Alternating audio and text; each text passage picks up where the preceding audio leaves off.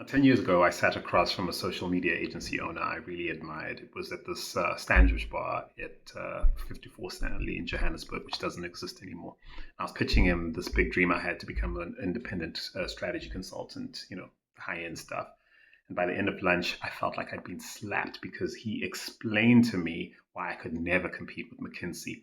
The elite branding, the old boys networks, the execution capacity I'd never match. And the humbling thing is that he wasn't entirely wrong, but neither of us could see what was coming. Now, get this. Last week, WPP, one of the world's largest ad agency groups, hired McKinsey to fix WPP.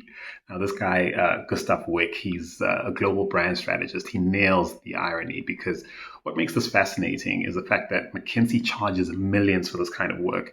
And of course, the math makes sense if you're solving $100 million problems. But the thing is, McKinsey's own consultants are using ChatGPT.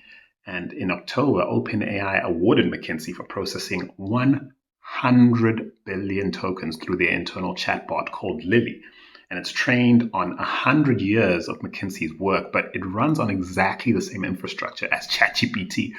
That basically means that WPP is paying premium rates for advice generated partly by tools that cost $20 a month.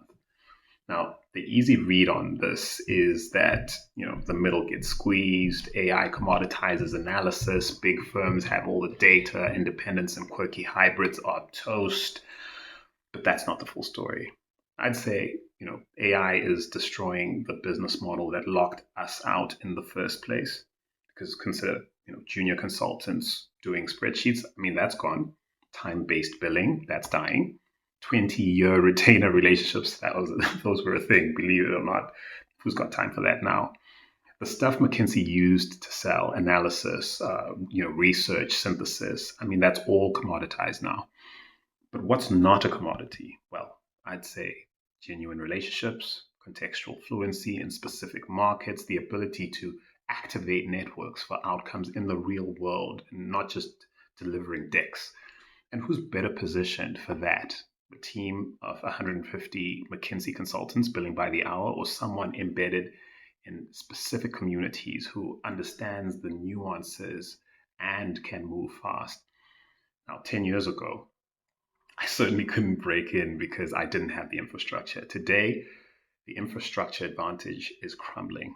The question isn't whether AI is disrupting consulting, it's whether you're positioned to capture value when that moat drains out completely.